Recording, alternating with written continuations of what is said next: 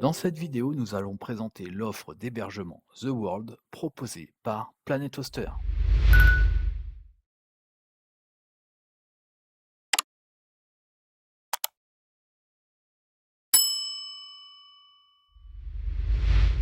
Il faut savoir que Planet Hoster propose deux offres, l'offre The World et l'offre Hybrid Cloud. Nous allons présenter l'offre The World qui est une offre grand public, riche de fonctionnalités, avec un prix très accessible. Tout d'abord, donc, quand vous avez commandé votre plan d'hébergement The World, Planet Hoster vous fournit un pool de ressources. Sur le plan standard, vous avez 8 CPU, 16 Go de RAM et 16 mégabits par seconde d'accès disque. C'est d'ailleurs le plan que nous utilisons. Planet Hoster propose aussi la notion d'instance. Donc une instance, c'est finalement un emplacement sur le web, c'est un serveur sur lequel vous allez pouvoir héberger vos applications. Vous pouvez créer de une instance jusqu'à 8 instances maximum. Lorsque vous créez une instance, vous allez pouvoir lui affecter des ressources en fonction du pool de ressources que vous avez.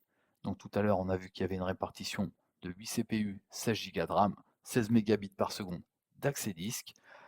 Vous pouvez attribuer toutes ces ressources à une seule instance, ce qui vous fera une instance assez performante.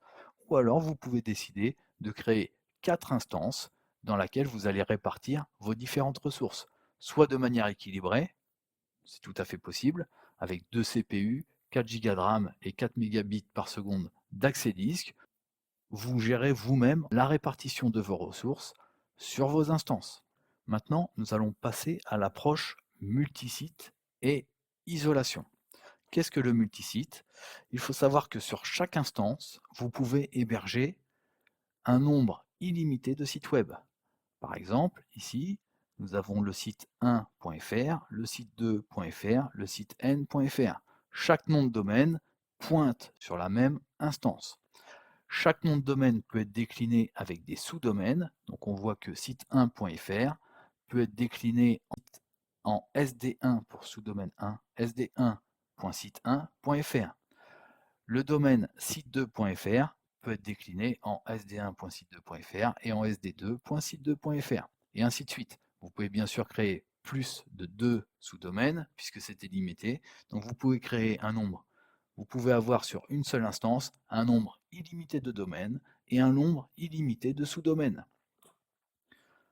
De la même façon, vous pouvez avoir 4 instances qui reproduisent ce schéma. Donc chaque instance peut avoir un nombre illimité de domaines et un nombre illimité de sous-domaines. Maintenant que nous avons parlé du multisite, de l'illimité, nous allons parler de l'isolation. Quel est l'avantage de l'isolation? L'avantage de l'isolation. Admettons que vous ayez une machine sur laquelle vous soyez vigilant sur la mise à jour de vos applications, les librairies sont régulièrement à jour, vos WordPress sont régulièrement mis à jour, ça ne pose pas de problème. Ici, on parlera de l'instance qui sera caractérisée par le domaine secure.fr.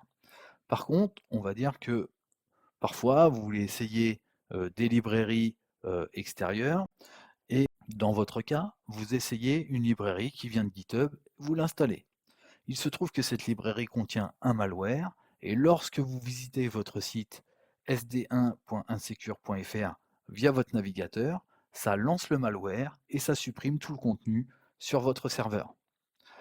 L'avantage de l'isolation, c'est que seule cette instance sera impactée par le malware, parce que cette instance hébergeait la librairie qui était vérolée.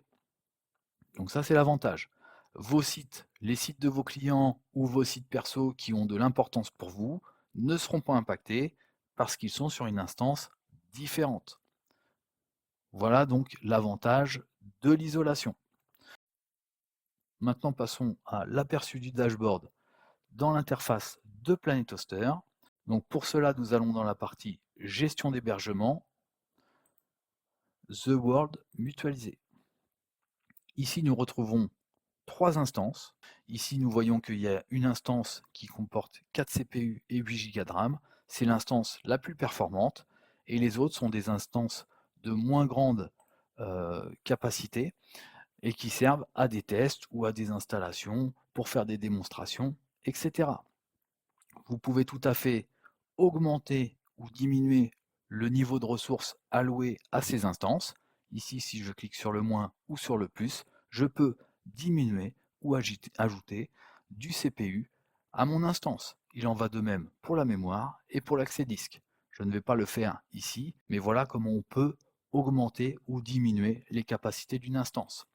Si toutefois vous arrivez à saturation de votre pool de ressources qui vous a été communiqué dans votre plan, vous pouvez tout à fait commander plus de ressources en cliquant ici.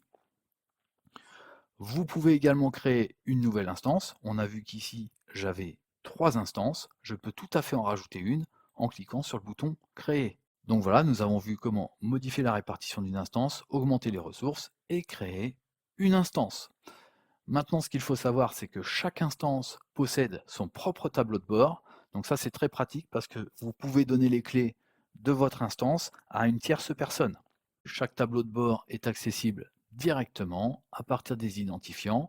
Donc vous pouvez donner les clés à un membre de l'équipe sans pour autant qu'il ait accès aux autres instances et qu'il fasse des bêtises sur des instances qui ont peut-être plus de valeur que celles que vous lui avez confiées. À noter que chaque instance possède son accès SSH et SFTP, ce qui vous permet à la fois de déployer vos applications en SFTP, de vous connecter directement sur le serveur avec un logiciel comme Putty par exemple. L'instance permet également de paramétrer les versions PHP et Node, Python et Ruby, de créer ses bases de données, d'installer un WordPress en quelques clics, mais aussi lorsque vous êtes connecté en SSH sur une instance, vous pouvez tout à fait exécuter des commandes Git, puisque Git est livré en série sur les instances. Donc si on regarde un petit peu ce paramétrage, quand vous êtes connecté dans le tableau de bord d'une instance particulière, vous cliquez sur Langage et vous pouvez tout à fait accéder aux paramètres de PHP, donc modifier la version. Il y a beaucoup de versions qui sont disponibles, dont vous pouvez aussi définir les extensions dont vous avez besoin. Maintenant, on va voir quelques cas d'utilisation pour que vous puissiez vous projeter et vous faire votre propre avis. Vous pouvez tout à fait prendre un hébergement PlanetToaster et le partager en plusieurs personnes. On l'a vu, chaque instance est accessible à partir d'un tableau de bord. Donc si vous êtes 4, vous pouvez définir une instance pour chacune des personnes de votre groupe et vous divisez par exemple le prix par 4. À vous de vous arranger. Euh, Ensuite, vous pouvez répartir vos instances par version logicielle. Admettons que vous ayez des applications qui tournent uniquement sur PHP 7 ou d'autres qui tournent uniquement sur PHP 8. Vous pouvez créer une instance en PHP 7 et une instance en PHP 8. Cela n'est peut-être pas vrai aujourd'hui, mais par exemple, quand PHP 9 va sortir, vous pourrez tout à fait migrer progressivement vos différentes applications d'aujourd'hui qui tournent en PHP 8 sur une monture en PHP 9. Vous pouvez également répartir vos instances par criticité. Admettons que vous ayez des applications critiques qui doivent répondre rapidement et d'autres qui servent plus de tests ou de démos. Vous pouvez tout à fait créer une instance avec un niveau de ressources conséquent et une autre avec un niveau de ressources moindre afin de répondre à juste vos besoins en test et en démonstration. Vous pouvez également répartir vos instances par environnement. C'est le cas par exemple dans des équipes où on va retrouver des développeurs, des testeurs et les utilisateurs finaux. Donc on pourra très bien créer une instance pour la partie développement, une instance pour l'équipe de test et une instance pour l'équipe production. Les développeurs finalisent leur développement, mergent leur développement, déploient leur développement qu'ils ont réalisé en local sur l'instance de développement. Ils voient si ça fonctionne bien une fois que le code est mergé, parce que des fois, il y a des surprises. Ensuite, quand ils valident que l'application fonctionne, ils la déploient sur l'environnement de test, donc sur l'instance de test. Cette instance de test est destinée à une équipe de testeurs qui vont faire des tests fonctionnels. Et puis, quand les tests fonctionnels seront validés, on pourra imaginer qu'on déploie ces nouvelles fonctionnalités sur le public final, c'est-à-dire en production. Donc là, on pourra créer également une instance dédiée à la production. Concernant le support PlanetToaster, il faut savoir qu'il est plutôt réactif. Pour avoir posé plusieurs questions, les réponses arrivent en moins d'une heure. Par exemple, l'illustration ci-dessous, donc on a posé une question le 23 février à 8h20 et on a obtenu la réponse, le même jour à 9h03, ce qui fait une réponse en moins de 45 minutes. Ce qui est assez agréable parce que ça permet de débloquer une situation et d'avancer, dans nos projets. Pour ce qui est de notre avis, sur l'offre The World de Planet Toaster, en tant qu'utilisateur expérimenté avec bientôt 10 ans d'utilisation de cette offre, ce que nous apprécions, ça va être les instances 100% isolées. Ça nous permet d'avoir des projets de démonstration avec des projets plus sensibles, soit au niveau confidentialité ou soit au niveau performance. Donc on apprécie cette architecture. Il y a aussi le côté site illimité, domaine illimité, sous-domaine illimité qui permet des créations infinies. Ça permet de faire des démos à des clients, ça permet de tester des applications. Aussi, au niveau des tableaux de bord, on apprécie que les instances puissent être autonomes. Donc ça facilite la délégation. Par exemple, vous avez une personne que vous connaissez assez peu, donc qui est externe à votre organisation. Vous pouvez lui transmettre les identifiants d'une instance. Elle va pouvoir se connecter en SSH sur le serveur, accéder à l'hébergement, faire des développements, etc. Et ensuite vous remettre son travail à travers cette instance. Donc ça, c'est très agréable, ça facilite la délégation. Et le fait que chaque instance est un tableau de bord individuel permet aussi l'achat groupé. Donc si vous êtes 4, vous pouvez diviser le prix de votre hébergement par 4 et avoir chacun votre instance de façon totalement isolée et individuelle. Ce qu'on apprécie aussi, c'est la grande autonomie de gestion. On va pouvoir accéder à son serveur en SSH avec un logiciel comme Putty. On va pouvoir modifier les versions de ces logiciels comme PHP, Node, Python ou Ruby. Donc ça nous donne une certaine autonomie sur la gestion de nos applications. Le support, en plus de ça, est réactif, comme nous l'avons vu, et la tarification est très très avantageuse, puisque Planet Toaster nous fournit une prestation professionnelle à un prix discount. Nous vous encourageons donc à utiliser Planet Toaster pour vos développements, que vous soyez utilisateur débutant ou plus chevronné, notamment parce que si vous avez des besoins plus conséquents que l'offre standard, vous pouvez migrer sur une offre pro, mais vous pouvez également acheter des ressources complémentaires à votre offre standard et donc faire monter votre architecture en fonction de vos besoins et de votre évolution sur le web. Maintenant, donc, pour commander un hébergement The World sur Planet Toaster, c'est très simple. Vous prenez le lien partenaire ici, vous le collez dans votre navigateur, vous arrivez donc sur la page qui présente les deux offres, vous cliquez sur découvrir l'offre The World. Sur la page qui s'affiche, donc vous pouvez regarder aussi la bonne note qui est attribuée par Trustpilot concernant Planet Toaster. Ensuite, vous cliquez sur le bouton commander et vous allez arriver sur la page de commande. Vérifiez dès lors que vous avez bien le code partenaire activé. Il s'agit du code PHA-commu. Il s'est activé directement par l'utilisation du lien partenaire.